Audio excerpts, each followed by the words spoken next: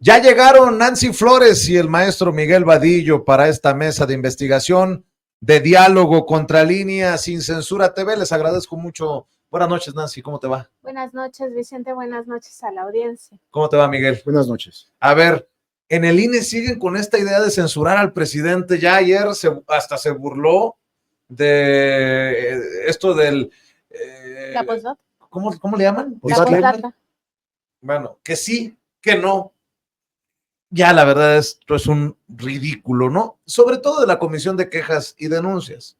Entiendo que le han complicado más de lo que tal vez se imaginaba el camino a Guadalupe Tadei, la consejera presidente del INE, esos consejeros y consejeras que le apuestan todavía al viejo régimen de Lorenzo Córdoba y Ciro Murayama, de querer ser políticamente hablando una oposición desde el árbitro electoral. Pero esto es una locura, ¿no? Esto de, señor presidente, tiene que poner esto al principio de sus mañaneras. Señor presidente, ya no, quítelo. En fin, Nancy. Sí, y hay que recordar cuál es el origen de esto, Vicente, porque el propio 21 de septiembre de este año, el INE, el Instituto Nacional Electoral, lo publicó en un comunicado.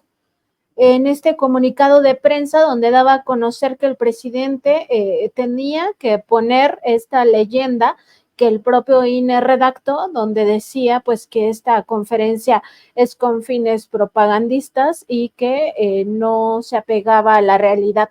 Y le acusaba al presidente López Obrador, el INE, de estar mencionando constantemente el tema de la transformación del país, de la cuarta transformación, y de cómo era su movimiento, el movimiento transformador, lo que según esta comisión, estos tres consejeros del Instituto Nacional Electoral, encabezados por Claudia Zavala, estaban argumentando que esto beneficiaba a los candidatos como Claudia Sheinbaum y perjudicaba a los candidatos de la derecha. Quien promueve este recurso, y en ese boletín está sentado, es Xóchitl Gálvez.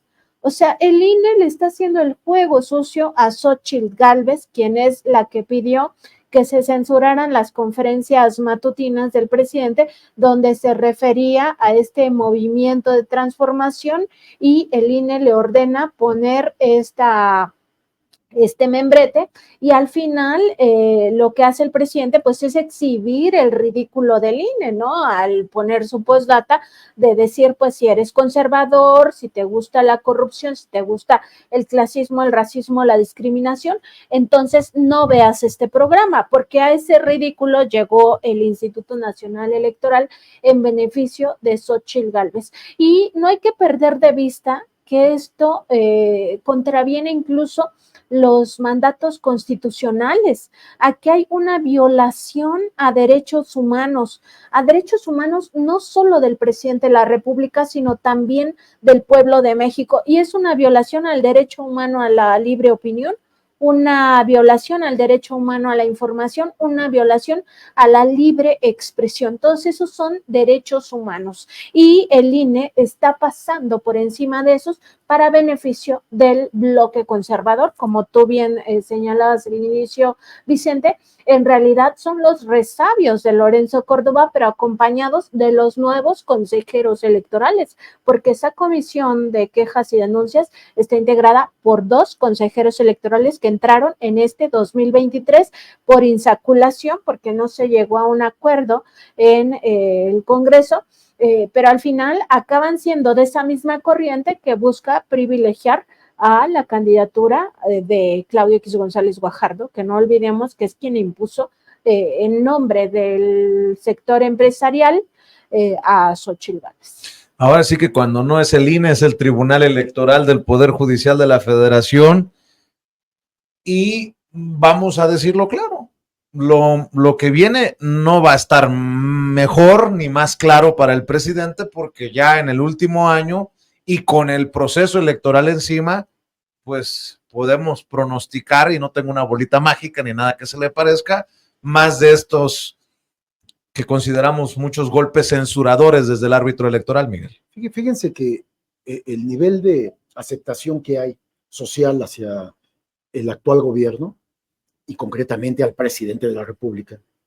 Pero en fin, esa todo el trabajo que se hace desde las distintas dependencias gubernamentales. Esto ha metido mucha presión a estos órganos electorales en este caso, pero también a todo el Poder Judicial, a la Corte, a los jueces, a los magistrados, a los órganos autónomos. Se ha metido mucha presión porque se ha puesto ya la atención en ellos. Entonces, sí tienes toda la razón, que pueden venir, estamos viendo con esto que hizo la Comisión de Quejas, de prohibir que se ponga esta postdata, porque hay que decir, solamente dicen, no se debe de poner la postdata, pero sí el mensaje del INE, Ajá. Ese se mantiene. Exacto. Y es una clara censura. Solamente nosotros podemos decir qué se escribe y qué no se escribe. Hoy el presidente, bueno, ayer el presidente todavía leyó la postdata y la explicó además, dijo, porque acaba de llegar, entonces ya no hay que quitarla, ¿no? Me da a mí hasta un poco de risa cómo el presidente se burla de ellos, porque siempre sale con algo que los exhibe y no le causa problema, es decir, ya para él no son un problema todos estos órganos de impartición de justicia o supuesta impartición de justicia, considerando también que el INE es un árbitro electoral y el tribunal también, el tribunal electoral. Pero entonces, ellos ya traen una presión social que es muy interesante lo que está pasando y ya no pueden cometer tropelías. Por ejemplo, se hablaba que tenían que sancionar a Claudia Sheinbaum por la queja que había presentado, lo que estaba denunciando Marcelo Ebrard.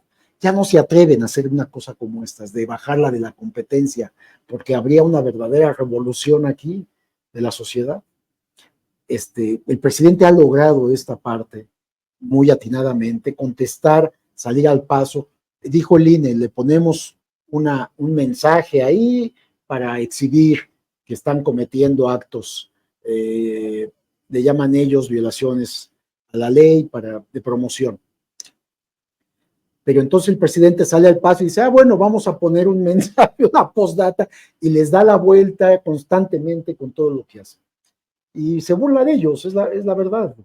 Y ojo, porque digo yo que las cosas se van a poner peor con estos que todavía suspiran por Lorenzo Córdoba y Ciro Murayama, con lo que se anunció que diputados de Morena y del Verde han denunciado irregularidades en el INE cuando Lorenzo Córdoba era consejero presidente por más de 224 millones de pesos. O sea que de esta coalición Juntos Hacemos Historia, acusan a Lorenzo Córdoba por desvíos, por irregularidades, pues, por más de 224 millones de pesos. No veo muy contento que digamos a uno que otro consejero o a una que otra consejera de estos, como Claudia Zavala, la consejera que preside la Comisión de Quejas y Denuncias por estas decisiones de ir contra los que se fueron, pero no se han ido, si me permites, Nancy. Sí, Vicente, totalmente de acuerdo. También hay que ver todo lo que se juega en esta próxima elección de 2024.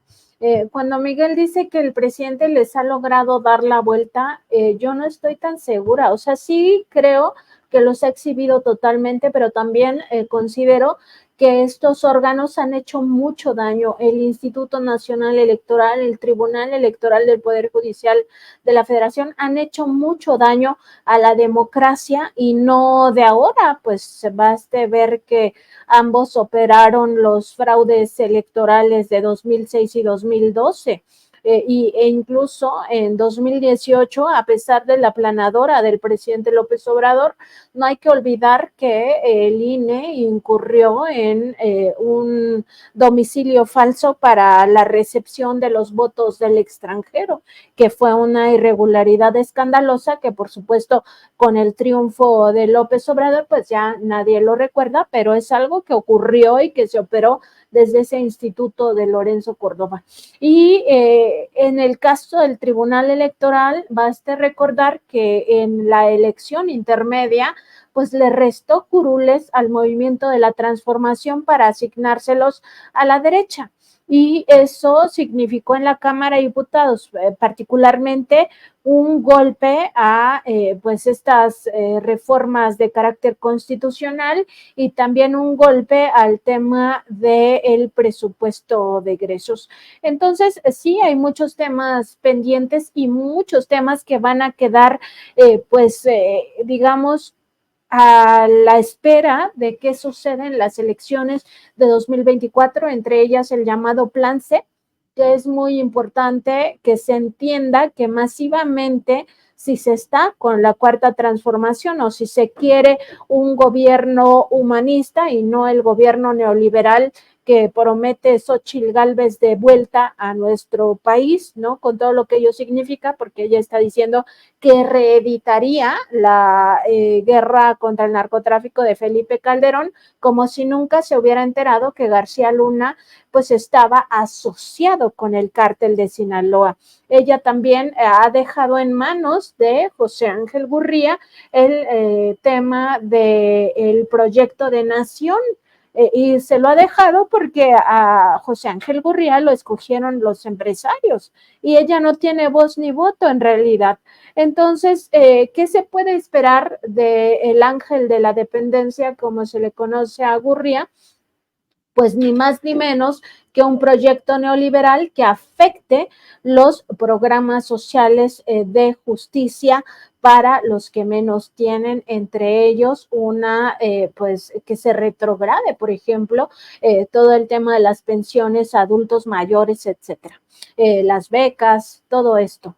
Entonces, a mí sí me parece muy importante que se comprenda que si no se quiere que regrese ese modelo de desarrollo que privilegia solo a los que más tienen, a los más ricos, a los empresarios y sobre todo a las transnacionales, ni siquiera a las empresas mexicanas, sino los intereses de otros países, pues entonces masivamente se movilice la sociedad para que no ocurran fraudes a menor escala. Si bien no van a poder quitar la presidencia de la República, sí van a golpear la Cámara de Diputados, que es la que elige el presupuesto, y van a golpear las dos cámaras para que no haya mayoría calificada y con ello no se pueda hacer la reforma, entre otras, al Poder Judicial de la Federación. Déjenme rescatar, esto no lo traía en agenda, pero creo que es importante. Déjenme rescatar el tema de Genaro García Luna y su esposa.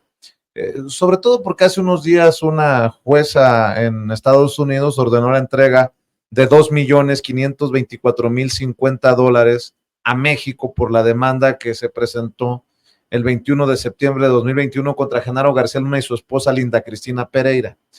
Además de eso, pues hoy también sabemos que Linda Cristina Pereira, esposa del exsecretario de Seguridad Genaro García Luna, ha promovido un amparo contra la orden de aprehensión que fue librada por un juez federal por su presunta responsabilidad en el delito de operaciones de procedencia o con procedencia ilícita.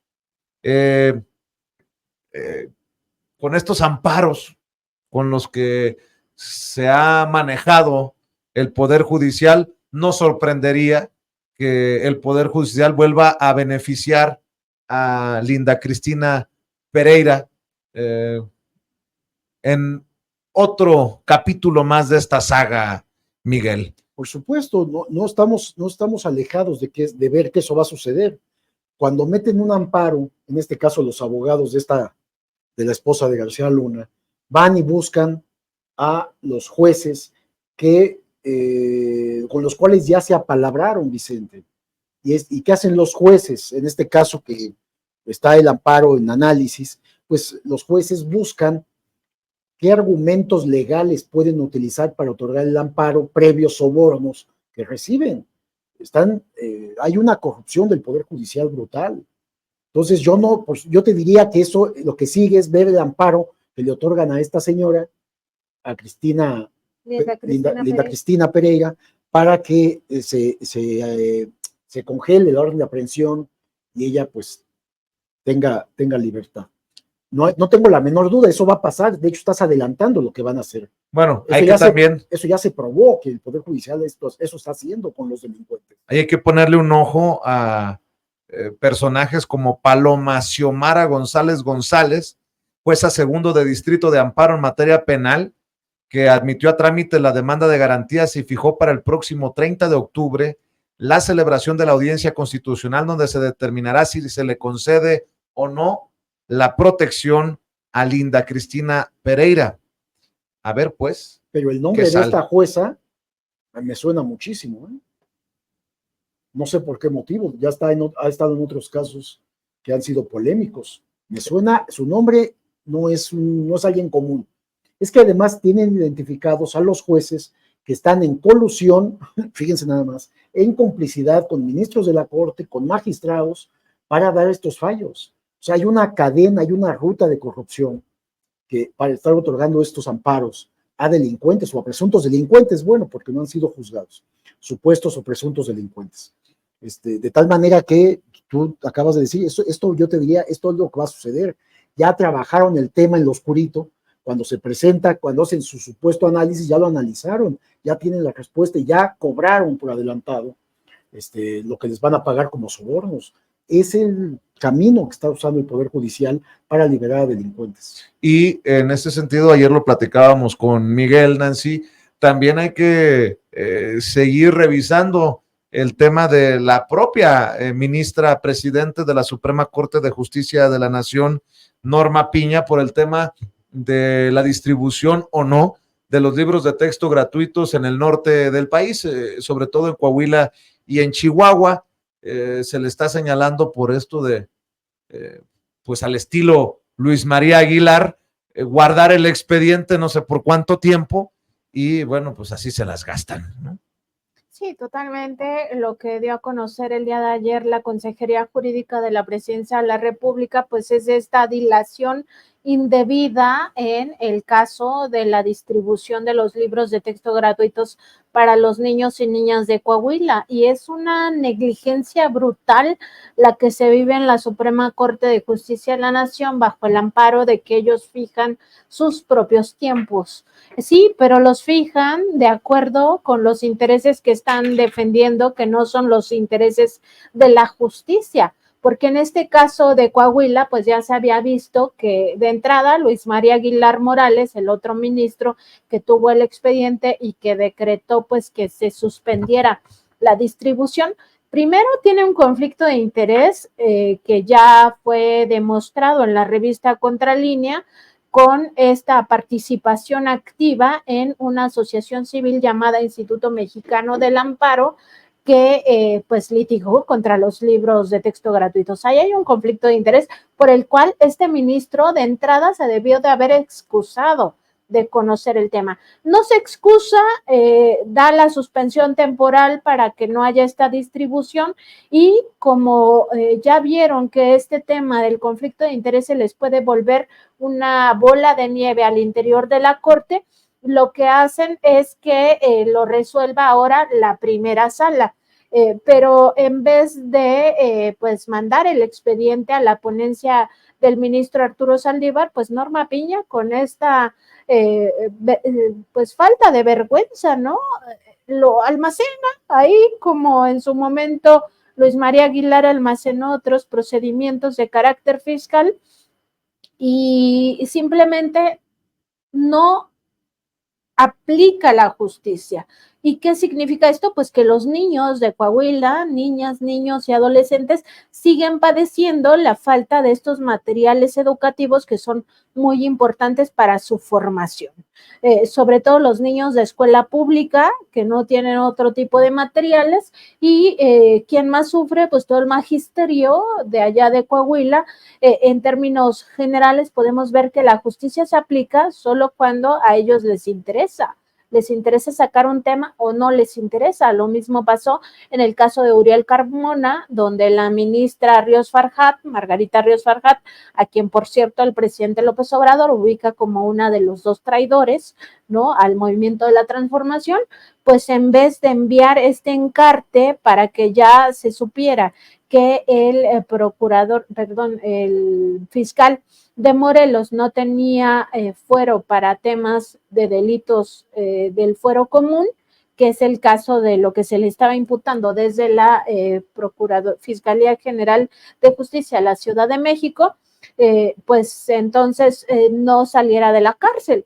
Pero en ese caso, pues lo mismo, hacen una dilación indebida de la publicación de este encarte y el señor fiscal pues sale y regresa a seguir en sus funciones de fiscal de Morelos cuando está demostrado, aunque no juzgado el caso, que indebidamente pues tergiversó todo el tema del feminicidio de una joven. Entre otros delitos. Entre otros delitos, por supuesto. Fíjate, en esto que mencionan que la población tiene que salir a votar, lo cual es muy importante, en este tema electoral que ya lo tenemos encima, por supuesto que sería positivo para el país que las 2/3 partes tuviera esta coalición de los partidos Morena, Verde, Partido del Trabajo, mayoría en el Congreso.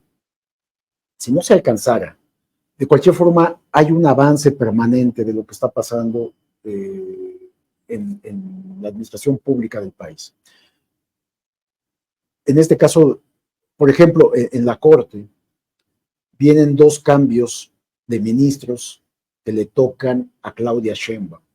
Aquí el punto es identificar perfectamente quiénes son los aspirantes en la toma de decisiones que pondría o designaría la próxima presidenta Claudia Sheinbaum para los puestos de ministros en la Suprema Corte.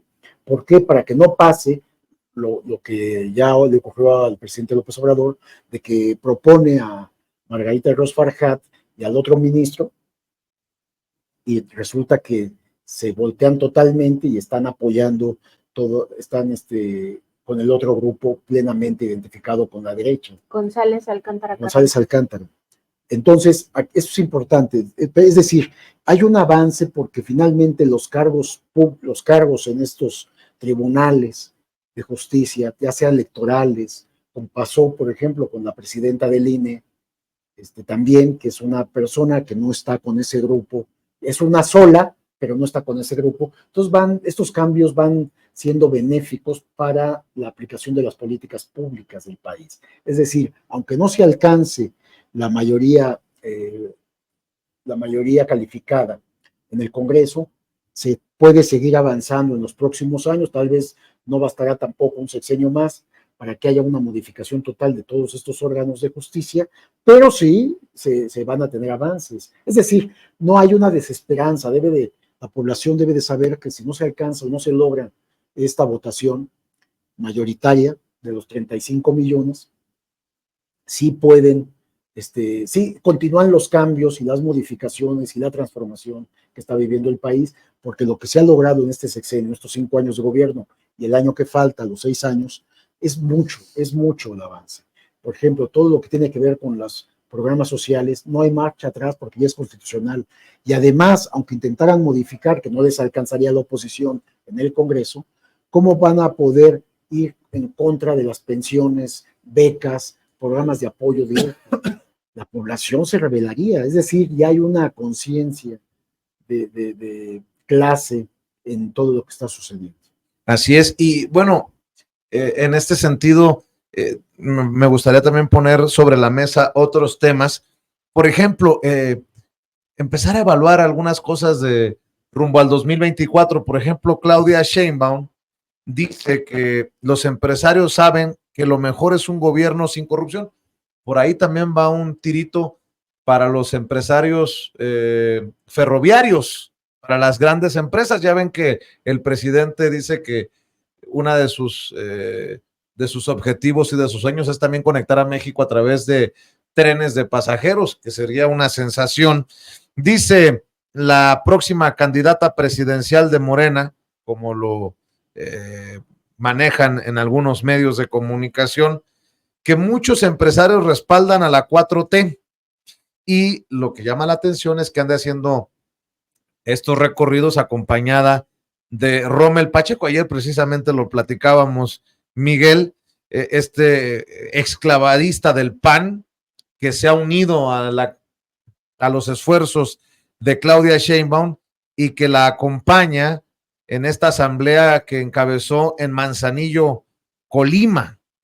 No hay mayor satisfacción que alinear lo que uno piensa, sus ideas, con lo que uno siente, sus sentimientos, con lo que uno hace. Esa es la mayor satisfacción que va a tener en política y eso se logra en Morena, dijo Mario Delgado al darle la bienvenida a Rommel Pacheco. Bueno, se roban los titulares esto de la bienvenida a Rommel Pacheco, cuando creo que también es importante este mensaje a los empresarios. Dijo, y cito, los empresarios también saben que lo mejor que le puede pasar al país es que siga un gobierno en donde no haya corrupción y que sigan los gobiernos que apoyen a los que menos tienen en nuestro país, dijo Claudia Sheinbaum. Y así muchas declaraciones para los análisis que podamos hacer, Nancy. Esta declaración particularmente es muy importante porque es un mensaje claro al sector empresarial, un sector empresarial que está dividido.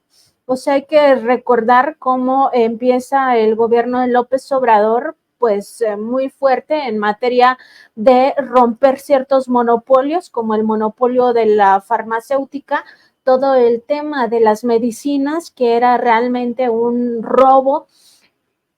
Ha revisado también el tema de las prisiones, ha revisado todo el tema de los hospitales estos privatizados, que era un robo también a la hacienda al erario.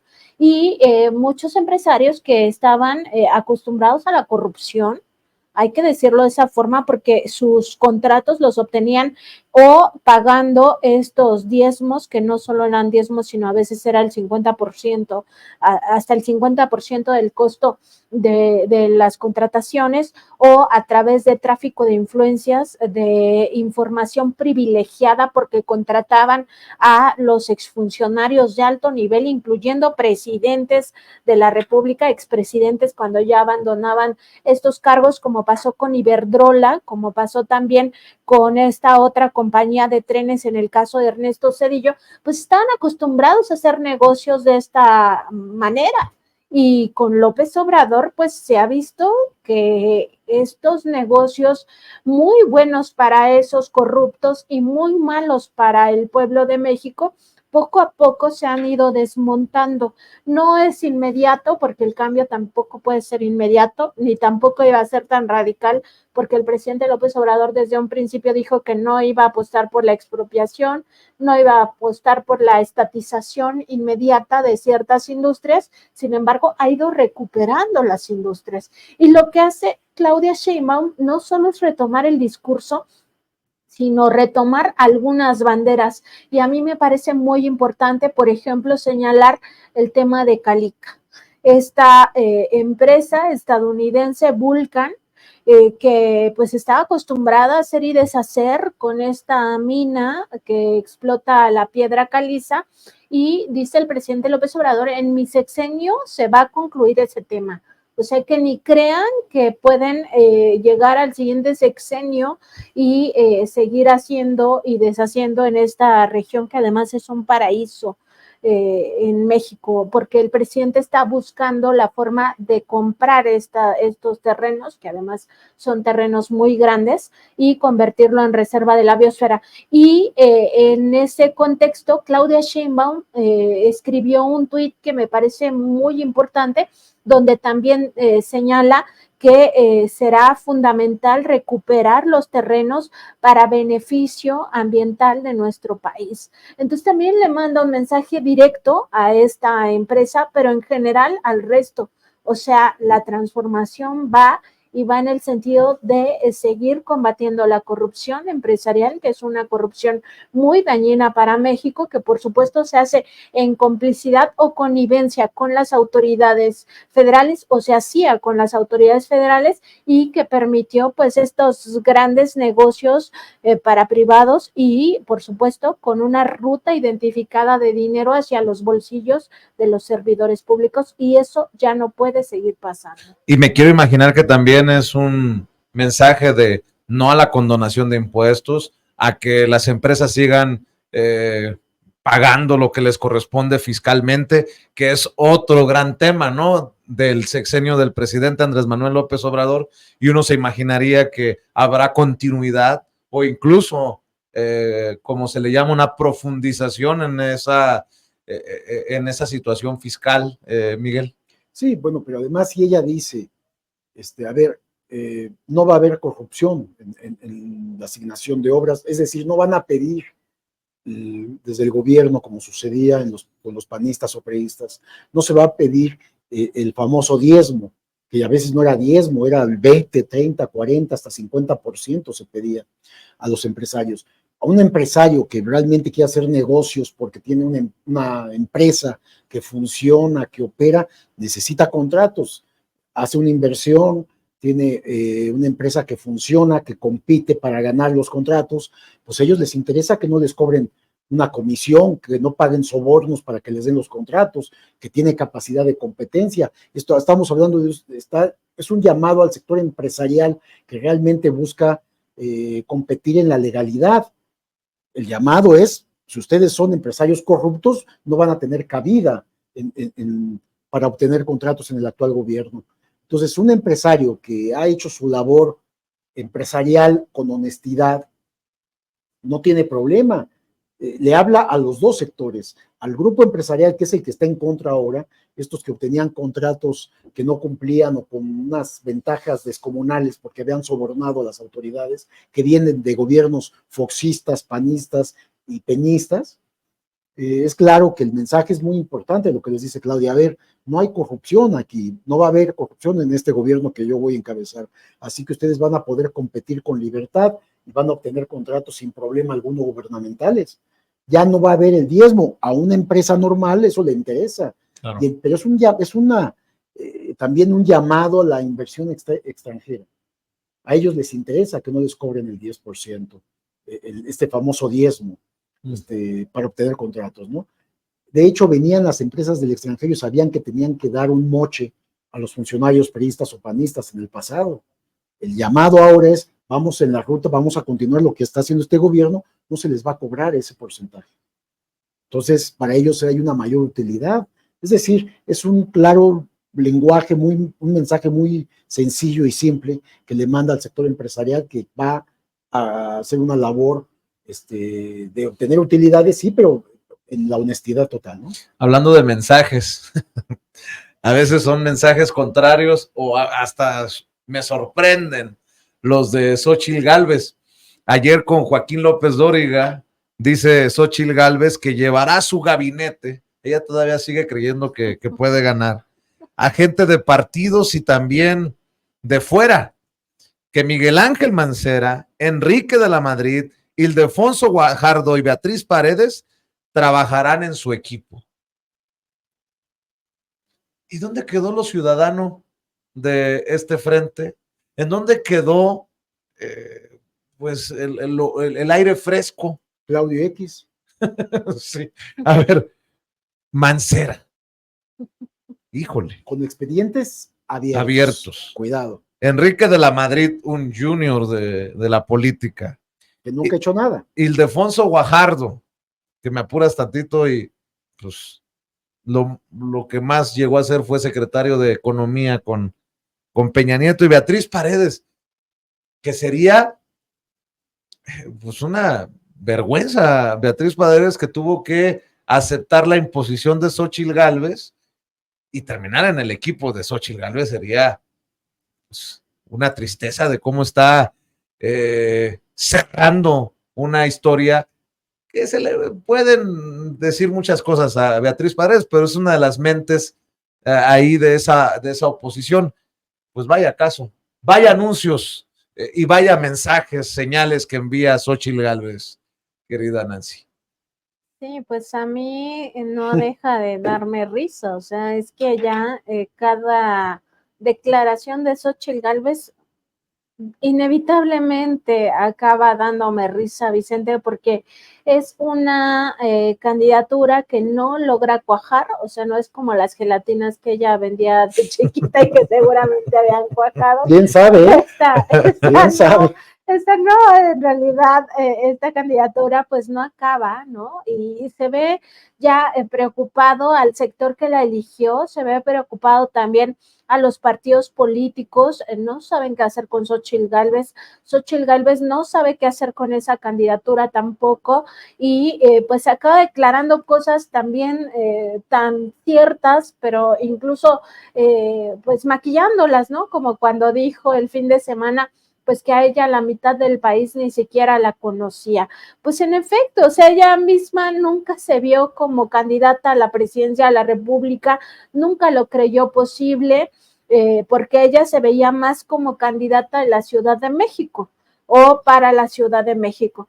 ¿Y qué significa esto en el fondo? Que la apuesta que hicieron tanto empresarios como los propios líderes de los partidos opositores ha sido una apuesta que nació derrotada, pero sobre todo que al basarse en estos supuestos análisis sesudos de publicistas, de expertos en mercadotecnia, pues al final no acaban leyendo la realidad mexicana.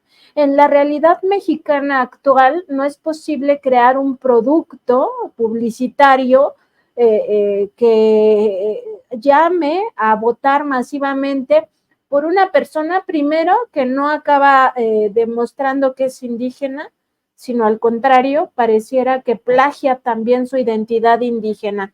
Después que plagia su trabajo de titulación para graduarse como ingeniera en computación y que ni siquiera sabe conectarse vía Zoom a una conferencia como estuvo circulando también en redes, ¿no? Una persona que no sabe cómo ante un momento de crisis de su propia campaña reaccionar con el tema, por ejemplo, también de su Casa Roja.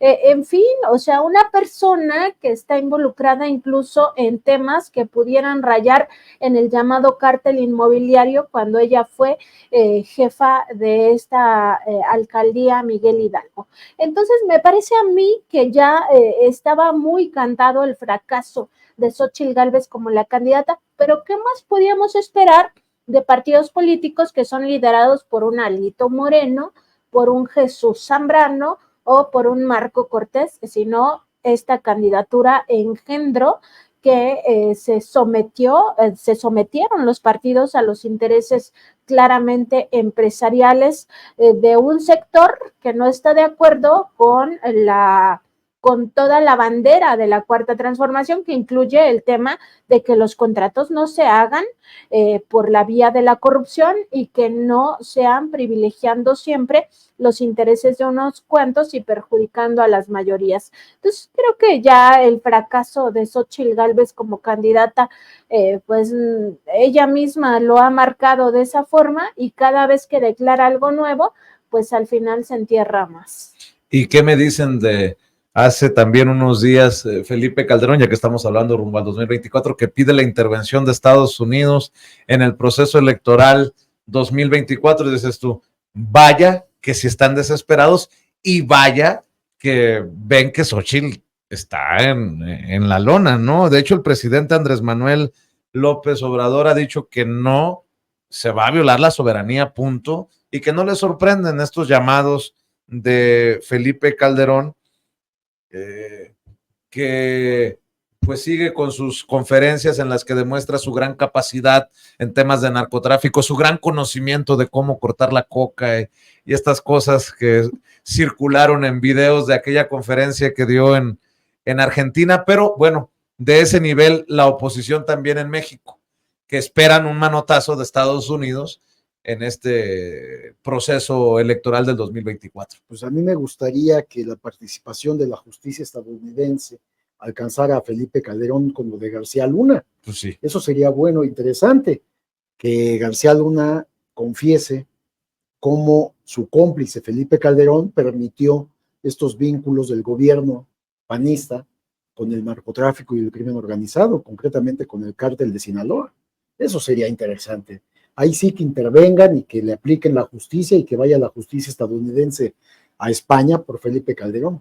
Y en el caso de Xóchitl Gálvez, esto que incorpora a varios actores políticos de distintos sectores, pues yo le diría que a Xóchitl Gálvez que se vale soñar, pues, ¿no? O sea, está bien que sueñe, que empiece ya hasta a pensar en un gabinete que en sueños tal vez lo pueda construir porque no tendrá ninguna otra posibilidad.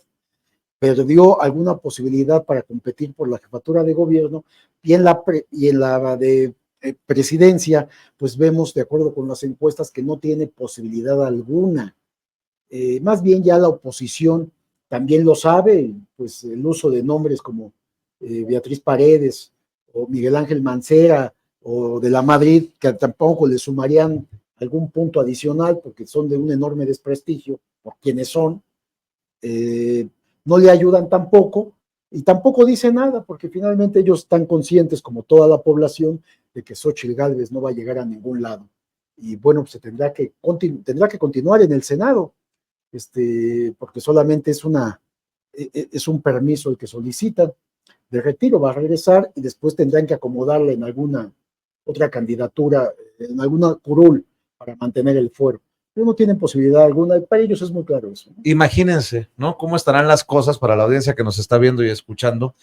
Que ayer en el Senado, en conferencia de prensa, se reunieron personajes de diferentes grupos parlamentarios encabezados por Xóchitl Gálvez y yo veía las imágenes, estaba Rubén Moreira, estaba Manuel Añorbe, estaba Gustavo Madero, estaba Kenia López Rabadán. Pura finísima persona. Y bueno, unidos para exigir que México apoye a Israel. La politización de este conflicto, que me parece también grosero, ¿no? Porque muchas veces es desde la ignorancia o con un sesgo que no ayuda al entendimiento de una situación como la que está ocurriendo al otro lado del mundo y que tiene al mundo precisamente en vilo y que va diametralmente opuesto a una contundente declaración de ayer de Alicia Bárcena, la canciller, que lo dice claro y creo que es en referencia a la queja de la Embajada de Israel en México de que pues el mantenerse neutral termina beneficiando o apoyando al terrorismo. Bueno, Alicia Bárcena es muy clara, muy contundente en este mensaje que sube precisamente a redes sociales y dice, seamos claros, México aboga por la paz, el diálogo y la protección de civiles sin matices. Instamos a terminar con ataques indiscriminados y la violencia contra civiles por parte de Hamas y por parte del ejército de Israel en Gaza. Creo que también lleva un mensaje no solamente hacia afuera, sino hacia adentro, déjense de estar jugando a la politiquería con esto que es muy delicado y que genera toda clase de opiniones y de pasiones, ¿no? Por lo que está en juego y porque además es un conflicto histórico, Nancy. Es histórico y también hay que ver que las víctimas están de los dos lados y ninguna víctima vale más que otra. La vida humana vale exactamente lo mismo. Aquí no estamos ante subhumanos en el caso de los palestinos y por tanto lo que se requiere es una búsqueda de paz. Entonces a mí me parece que la posición de México es firme, pero al mismo tiempo vuelve a sus orígenes, los orígenes que están plasmados en la constitución política, que es exactamente no meternos en los conflictos de otros, pero además no promover la guerra. Nuestro país tiene que mantenerse en una ruta por la paz mundial, aunque parezca un eslogan desgastado. En realidad todos deberíamos apostar por la paz y no promover la guerra, porque las desgracias que conlleva la guerra, pues no solo es la muerte inminente de personas, como está ocurriendo en el conflicto Ucrania-Rusia, sino también significa dolencias al resto del planeta. El planeta sufre cuando se dan estas guerras de muchas formas, incluido el tema económico. pero no solo es el tema económico, todas las industrias sufren y al final también se genera un daño ambiental por el uso de estos misiles, en fin, cosas que ni siquiera podemos dimensionar.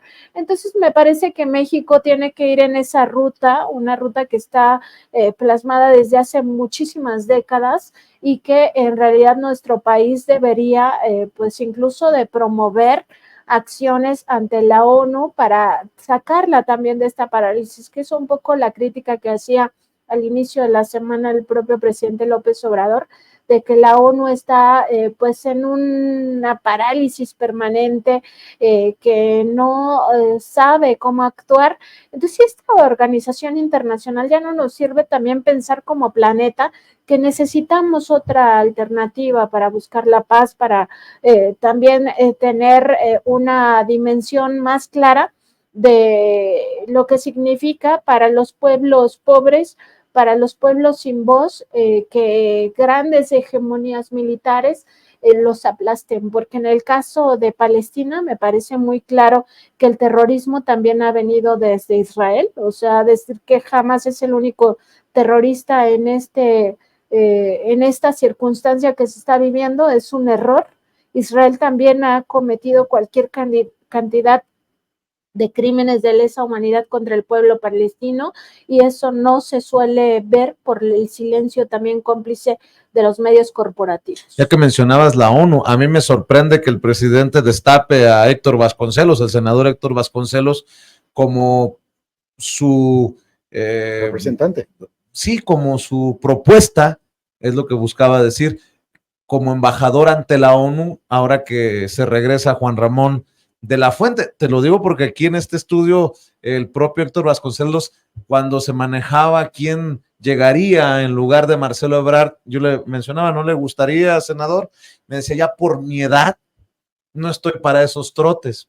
Bueno, pues a mí me sorprende que ahora el presidente lo considere para ser el embajador ante la ONU, un señor en la extensión de la palabra, Héctor Vasconcelos, generoso siempre con este espacio libre como el viento, ya ustedes me darán su opinión, pero otra cosa que hay que decir, no sé si quieres regresar a este tema, Miguel, pero ayer en conferencia de prensa, Mario Delgado se refirió a Marcelo Ebrard, por eso se lo voy a plantear a Miguel, que es un tema que hemos conversado en diferentes mesas de investigación contra Líneas Sin Censura, y Mario Delgado, el presidente de Morena, descarta una desbandada de legisladores ebrardistas.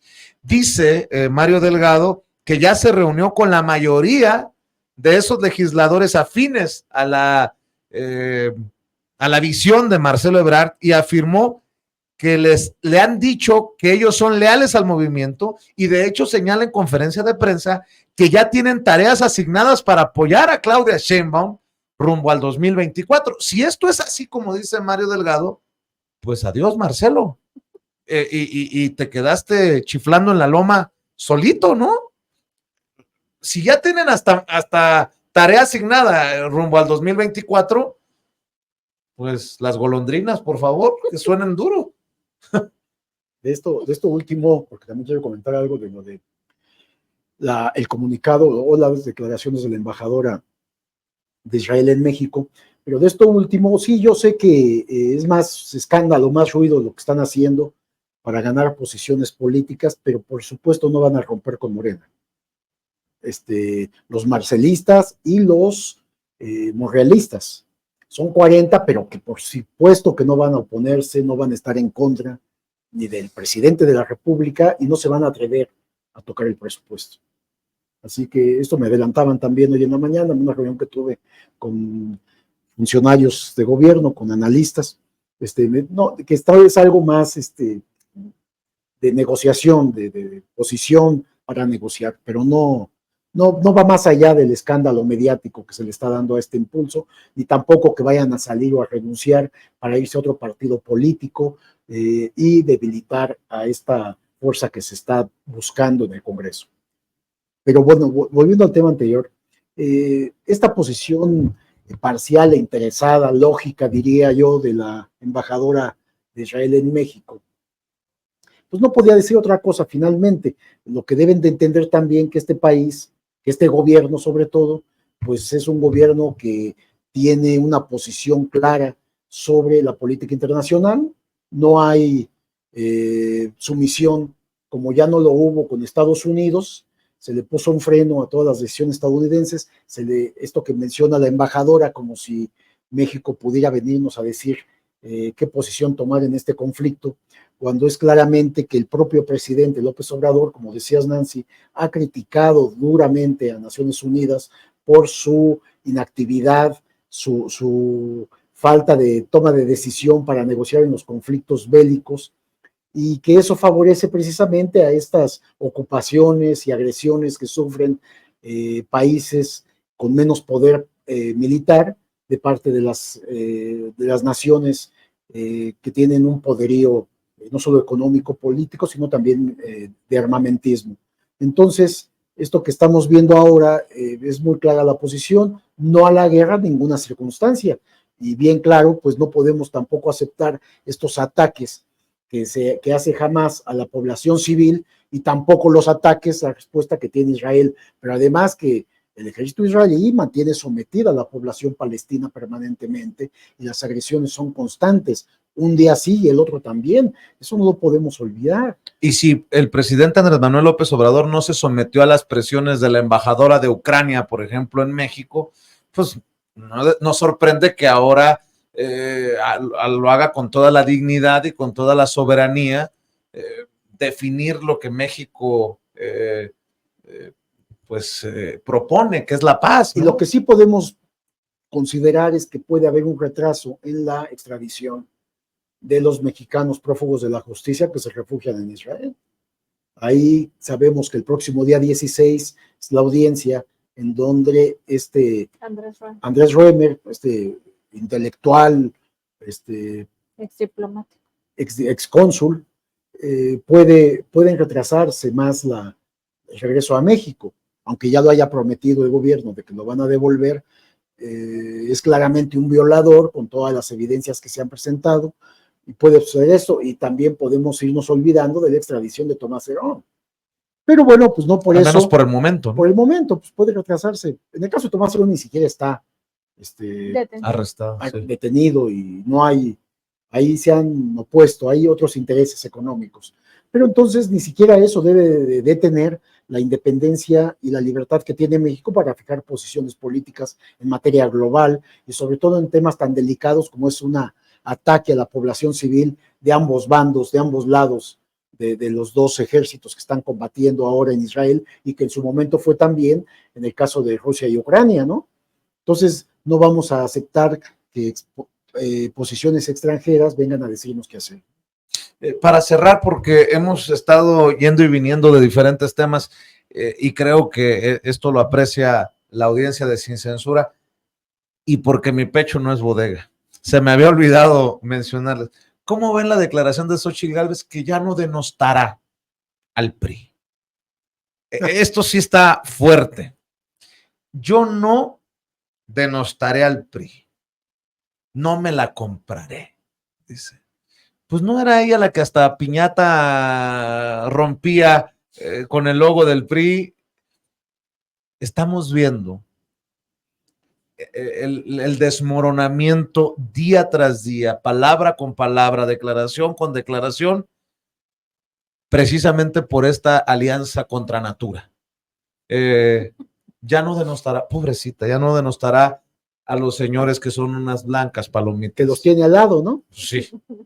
Y que llamará a su equipo, Ildefonso Guajardo y todos estos que mencionábamos. Es que no es una alianza contra natura, en realidad siempre han trabajado de la mano el PRI y el PAN en la construcción del siempre han sido corruptos y abusivos. Claro, además, eso, ¿no? De trabajar. O sea, sí, claro, siempre han robado de forma accionado. Siempre han robado a este país, ¿no? Entonces, para dejarlo todavía más claro. Entonces, o sea, me parece a mí que Xóchitl pues se ha desenmascarado totalmente en términos de que no tiene ideales. O sea, porque una persona con ideales no puede decir que un día, o sea, antes de la candidatura, pues sí cree en los derechos de la mujer y entonces defiende el derecho a decidir sobre esos cuerpos, como es el caso del aborto. Y ahora con la candidatura dice que pues entonces va a respetar que la ultraderecha no considera que las mujeres tenemos derechos sobre nuestros cuerpos y entonces ella ya no va a defender el aborto. Es lo mismo, o sea, antes se vestía ella de dinosaurio como con una botarga de dinosaurio para ir a ridiculizar al PRI, ya parece que ya se lo está tratando de...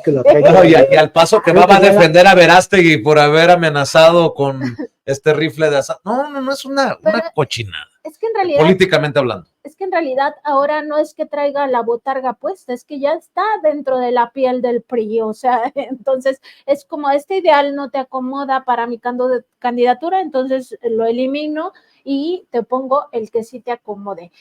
Para el PRI también ya está haciendo un lastre Xóchitl Gálvez y lo vimos apenas el fin de semana. Imagínate. Sí, o sea, ¿A dónde vamos a parar? Diría el filósofo de Michoacán. Exacto. O sea, ¿Quién le hace más daño a quién? ¿El PRI al PAN o el PAN al PRI? ¿Alito Moreno a Xóchitl Gálvez o Xóchitl Gálvez a Alito no fue a esta reunión donde estuvo hasta Claudio X, o sea, y no ha salido a explicar por qué ya no está respaldando tanto esta candidatura. Entonces, vamos a ver hasta dónde llega. Quizá por eso este guiño de Xóchitl Gálvez al PRI. O sea, ya no voy a denostar al PRI, sigan conmigo, sigan arropándome, ya ven que mi padre estuvo ahí metido en el PRI, etcétera. Entre ellos mismos se odian, no se quieren, se desprecian, se identifican en cuanto a que son ladrones todos y hablan de la corrupción de manera natural, pero se odian, no se quieren, pero los une un objetivo común. Quisieran quitar al actual gobierno, quisieran quitarle la presidencia a lo que viene, quisieran estar otra vez en el poder para seguir robando. No lo van a poder hacer. Y esto que mencionas de Xóchitl Gálvez, pues es una incongruencia más. Ya a mí ni me sorprende. Puedo escuchar cualquier cosa de ella, cualquier cosa de Alito, cualquier cosa de Marco Cortés, y de Zambrano, pues ya ni lo mencionemos, ¿no? Pues yo creo que hay que por ahí enumerar las contradicciones, las hipocresías, así es, para servirle en ese sentido también a las audiencias rumbo al 2024. Mi querida Nancy, ¿por qué no cerramos invitando a esta audiencia diferente e inteligente para que apoye los esfuerzos que realizan ustedes en diferentes trincheras? Estamos en Facebook, Twitter, Instagram, YouTube y TikTok como Contralínea y en Spotify, iVoox y Apple Podcast como Contralínea Audio. En nuestro programa de lunes a viernes a las 10 de la mañana es un programa de noticias y a la 1 de la tarde, lunes, miércoles y viernes en nuestra mesa de contradebate por nuestras redes sociales y también en esta mesa de investigación Contralínea sin censura de lunes a viernes a las 8 de la noche. Por supuesto, los invitamos a todos estos espacios y también a que visiten nuestra página www.contralinea.com.mx. Pues ya nos veremos en otra mesa de investigación Contralínea sin censura. Está movidita. Querido Miguel, querida Nancy, muchas gracias por acompañarnos. Que pasen excelente noche. Buenas noches, Vicente. Gracias. Y a usted que nos está viendo, le recuerdo que todos somos sin censura y que se viene este diálogo intenso, extenso y sin censura a continuación.